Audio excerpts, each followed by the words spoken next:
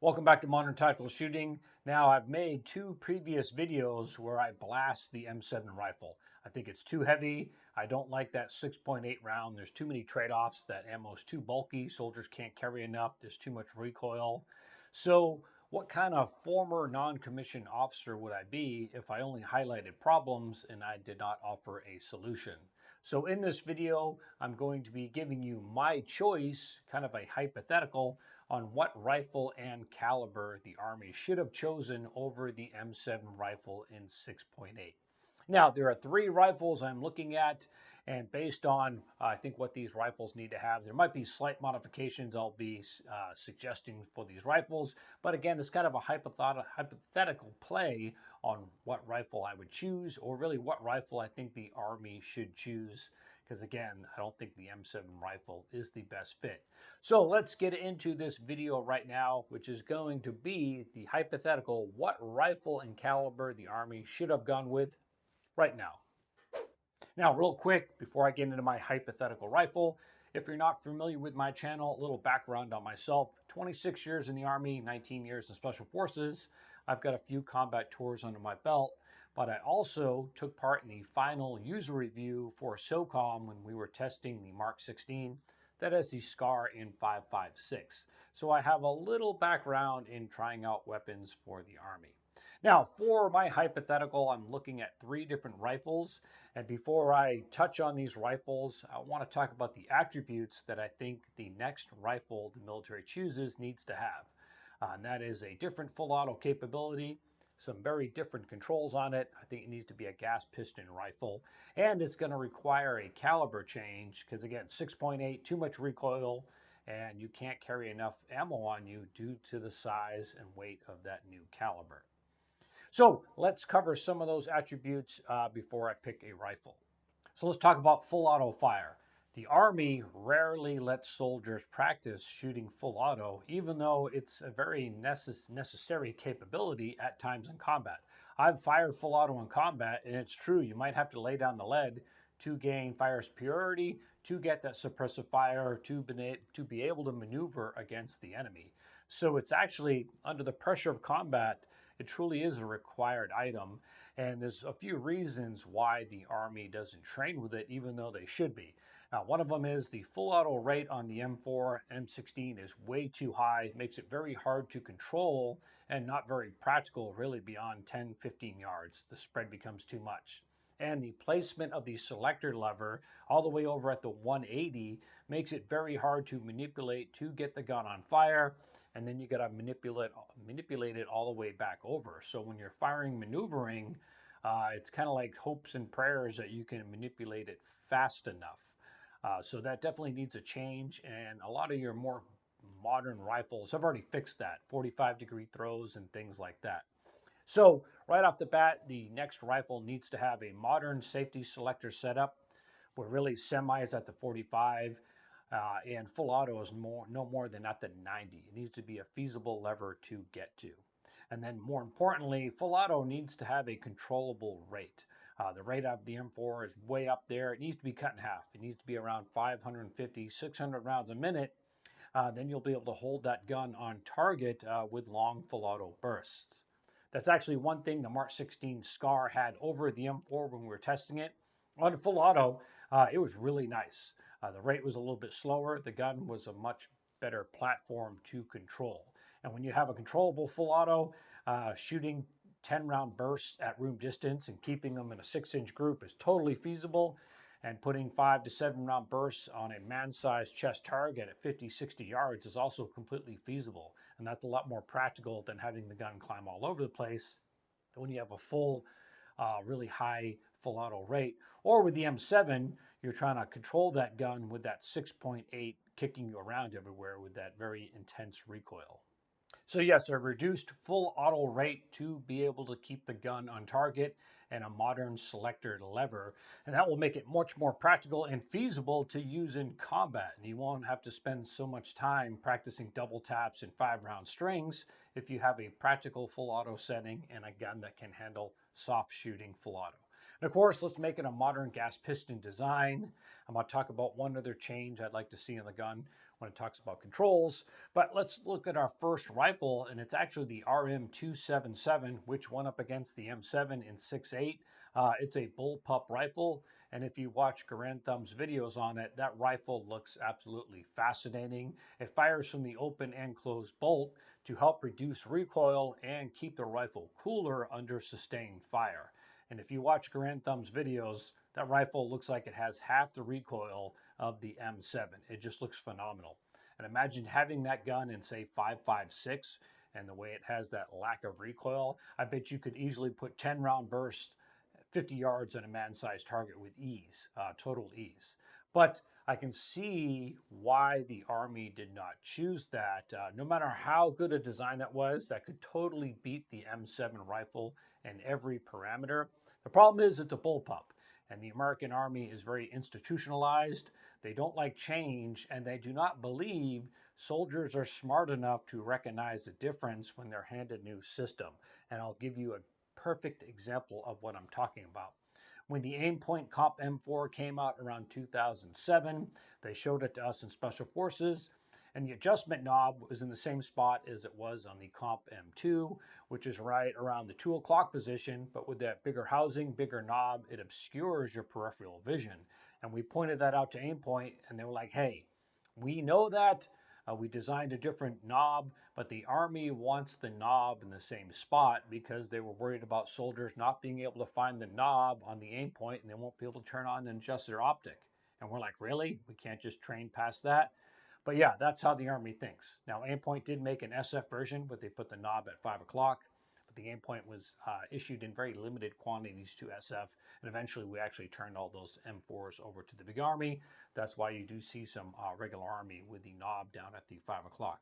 But that's the Big Army mentality. They do not believe that the average soldier is smart enough to recognize any changes, and it will be a very hard training task. So you can imagine, hey, we're going to take a bullpup rifle, completely different manual arms. Now they're going to have to train soldiers on it. And I guarantee their fear was, oh my God, with the mag behind the firing grip, soldiers won't know how to reload their gun. I guarantee the Army was thinking about that. And I bet you that's one of the main reasons outside of performance, even if it did perform better, that the RM277 was out. I guarantee you that took a big part in their thought process. Now, let's look at the next rifle. And again, I'm going to talk about calibers at the very end, but the next rifle I want to talk about is the CZ Bren 2. Now, out of the 3 rifles I'm looking at in this video, the CZ Bren 2 is the only rifle to be seeing heavy combat in Ukraine. So you can say it's a combat-proven system at this point. In fact, based on feedback, what's going on in Ukraine, they're actually coming out with the CZ Bren 3. It might already be out, but it's only a military gun at this point. There's no civilian options. But of course, the CZ started out as the CZ 805. Then they made some changes to it, and it's the Bren 2, and that's what's being used a lot in Ukraine right now. So yeah, you could say it's on the path of how the M16 was in Vietnam. As they found flaws with it, they started correcting it, so it's morphing into a better and better rifles. And the changes between the 805 or your Bren 1 with the Bren 2, they're able to make the gun a little bit lighter. So now it's comparable to the weight of an M4, around 6.5 pounds. They put a modern handguard on the front, and they beefed up a lot of the internal components with the with the Bren 2, again, based on combat feedback. And the Bren 2 has modern selector lever controls. The semi is at 40 degrees, and full auto is not even at 90. It's 85 degrees or something. So a very modern, up-to-date selector lever pattern. And seeing how the Bren 2 is kind of like a SCAR design, I bet you even if it does have a high cyclic rate, which I don't know the cyclic rate on the Bren 2, I bet you we could chop it down to, again, that sweet spot of about 550 to 600 rounds a minute, making it very controllable on full auto. And of course, with that Bren 2, it has all the modern features a lot of your rifles have, like the SCAR and things like that. So I think that is an ideal candidate we should be looking at, especially since they have the Bren 3 now, again, based on more user feedback of the war in Ukraine. That gun is getting used hard, much harder than I would say our Mark 18s and M4s were being used in Afghanistan. Yeah, a lot of combat going on, but some of the combat in Ukraine is super thick. super close combat. We're talking arm distance away in some of these engagements. So a combat proven platform, and it's really drawn my interest. I probably need to go ahead and buy the civilian version just to try one out. I'm super interested in that platform. So the Bren 2 is my second pick. Okay, my third pick is a rifle I didn't really start looking at until I started to put this video together, and that is the HK433. And of course, it's a very modern design. You can think of it as, hey, let's improve the G36, and voila, we got the HK433. And what really drew me to it is the ability to get different magazine release options for the rifle. You can have a classic push button, or you can have an AK-47 style paddle mag release. And this might be seen as controversial, but I think the paddle style on an AK is a more positive method of getting a magazine out of a rifle than a push button. Why do I think that? Well, of course, on the flat range, in a sterile environment, yeah, push button mag release, the mags fly right out of the gun. But if there's any dirt or dust, sometimes those empties tend to hang up in the rifle, and you got to pull them out with your support hand. And of course, with an AK reload, you are pulling with your support hand every time because you have to engage that paddle. And I think pulling magazines, and that's why I do it. You've seen me do it a ton in my videos. I'm a lefty anyways, so I tend to pull the magazines. That is more positive. And more positive is better than just flat out speed because positive will help you do reloads, let's say while you're running over broken terrain while wearing nods, doing night operations. Positive is always better, and the AK style 47 mag release is more positive of a system. What makes an AK reload slower? Well, one, the bolt doesn't lock to the rear, so that's an issue right there. And because it's rock and lock, it takes an extra second to hook that front. That's what makes AK reload slow. But if you change it to you have a straight stuff magazine, that's like on the G36, so you don't have to rock and lock. And if the gun locks back on empty, well, then you don't have to re-manipulate the bolt on the rifle. So that would speed up your reload. I just think the AK paddle is more positive when it comes to reloading, and I think that's a benefit for combat. Again, on the flat range, reload one, you're going to burn down somebody with an AK, even if they have magazines that lock back on empty against a push button. But then you add in the factors of, say, working at night, trying to run really fast, or your gun's dirty and the mags are sticking. I think the AK paddle is a more positive way. And the HK433, you can get the option of having a push button mag release, a classic one like on your M4, and you can have a paddle style also. And I believe you can actually get it with both incorporated into it. Now, if you look at the old XM8, which is basically just a G36 with a different body around it, that came with the AK paddle style mag release. And I didn't get to try it, but I knew some SF guys that did, and they say that they despised doing reloads off the paddle.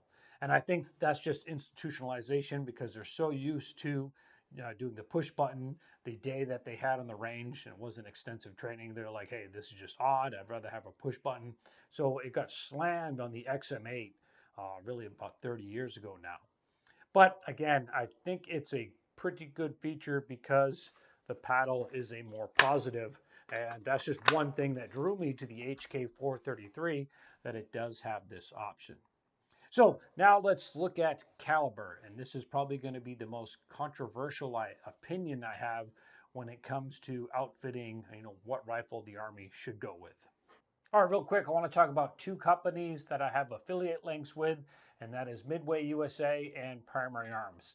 Two companies that I actually really do use, MidwayUSA for gun parts, and I love Primary Arms optics. I own at least a half a dozen of their micro red dots, and of course, I'm a fan of their prisms now. I really do use these companies, and if you want to support my channel, in the description is a link to my website where I have an affiliate link for both MidwayUSA and Primary Arms. If you want to support me, by all means, go to those links and use them to support my channel. I don't have Patreon or other paywalls. This is how you can support me. And again, it's two companies I actually use and do believe in. Now, let's get back to the video. All right, now let's talk caliber, my choice for caliber for this hypothetical rifle. I don't like 6.8. I think it's a complete step backwards.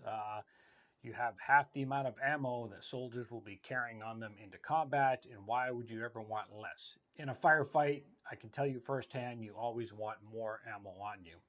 And I know people are going to say, well, it's 6.8. It gives them longer range and it gives them armor-piercing capability to defeat Soviet and Chinese body armor. But we can do that in a much smaller bullet, which is less recoil, more ammo on the soldiers, get back to that 210 rounds. In fact, I'm going to suggest carrying even more ammo here in a second. And this is probably where I'm going to draw a lot of hate in talking about ammunition selection, but I'll give you my, I would say, 2 picks on what caliber we should be using in the next rifle. And the first one is 5.56. Well, you could say, hey, Jeff, we have M855A1 that does not pierce body armor. True, it does not, but we could have had a very good modern 5.56 armor piercing round. Now, we do have black tip, which is M993, which is an old school armor piercing round. I believe it's at least 30 years old, maybe 40 years old. And I hear it's being used to great effect in Ukraine.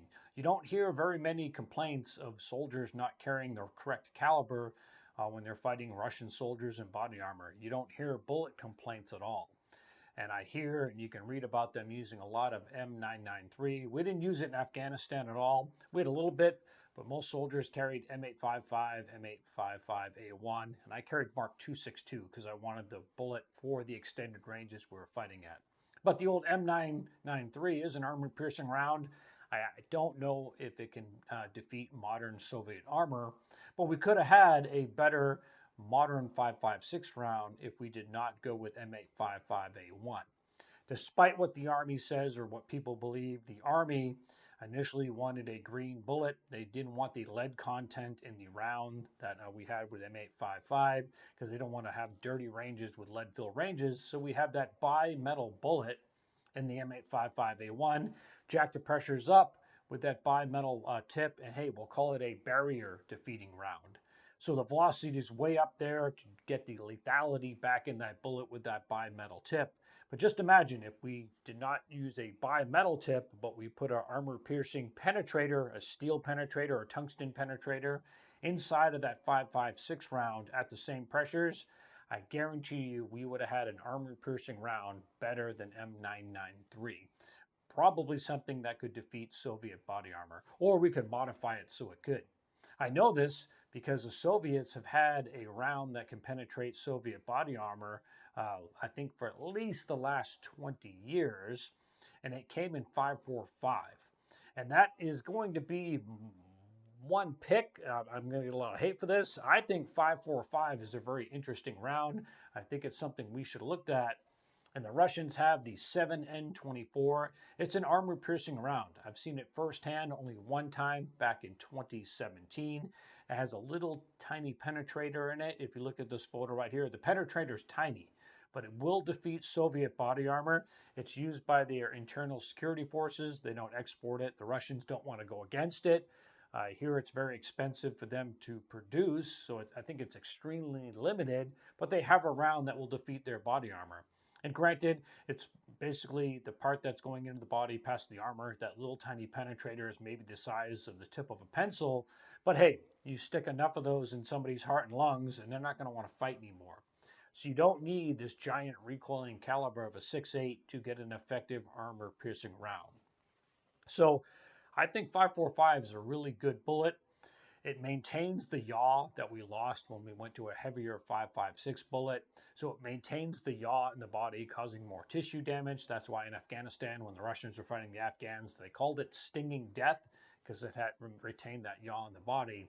And if we went to a caliber around that 5.45 size, we could have 35 round magazines, and the magazine would only be like a half an inch longer than it is now. So it wouldn't be some intrusively length magazine getting in your way. So you could have 7 mags of 35 rounds on you, so you're bumping up the amount of ammo on a soldier. It has a lot less recoil, and again, we can make an armor-piercing version. We could copy the Russians, and I bet you we can make an even better one, guaranteeing to defeat Chinese and Soviet body armor. So just for the hypothetical for this video, I'm going to say the caliber I'm going with is 5.45 in a armor-piercing. All right, so we've talked about attributes that I'd like in a rifle: slow full auto rate, better controls, the caliber. I'm going to stick with 5.45. It's crazy, I know, but trust me on this one. It's the step in the right direction. Now for the rifle. Well, the RM277 I think is a bridge too far. Bullpups just aren't really uh, desired in America, and even less in the military, even though you can train past all the different features and the manual arms on a bullpup, and you can reload them really fast and things like that. So, but because of that, I'm going to say the RM277 is out. And now it comes down to the HK433 and the Bren 3 now, or Bren 2. And I'm going to go with the Bren 3, because it's a combat proven platform against the HK433, which might have some great features. Could be a better rifle internally. I don't know. There's just not a lot on it. It's the newest kid on the block, kind of, sort of. And the Bren 2, morphing into the Bren 3, is proving to be a combat proven rifle, and you can get it with a slower rate of fire, has modern controls, it's a modern design.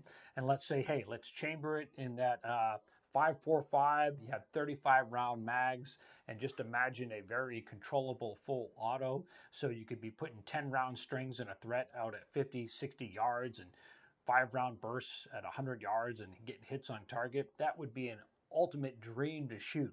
You flow into a house in at room distance, you're able to put a 10 round burst of armor piercing in a 6-inch group, driving the threat down. Really, that would be a dream. And I guarantee you, if you came out with a Bren 3 and 5.45 with 35 round mags, and you came out with the M7 and you handed it to a soldier and they shot them both, I guarantee you, I know which one most soldiers would go with, and that would be the softer shooting rifle that has a very controllable full auto and has more ammo on board. And that would be the Bren 3 in 5.45. So this is just a hypothetical exercise. So I'm going to say again, Bren 3 and 5.45. I know it's crazy. People might gasp at me. But hey, this is just mental exercise, mental gymnastics, and what I think the Army should go with if there was really no bars to price and ingenuity. And heck, with the Bren 3, let's even throw on the AK paddle style mag release for guys like me that preferred that method of reloading, of course, with straight insert magazines, just to be cool. But hey, what do you think? What do you think of my pick of a CZ Bren 3 and 5.45? Have I lost my marbles? Am I completely bonkers? Or am I on the mark with my pick for a hypothetical next rifle the Army should go with? What are your thoughts? Go ahead and post them down in the comments. I try to respond as much as possible. And I don't usually ask this in my videos, but hey, if you like my content, make sure you like and subscribe and share. Spread the word. I don't do Patreon or any other things to try and make money or things like that. I don't believe in it. I go by word of mouth. I'm a small channel, but hey, help me pump up the jam and spread the word if you like my content.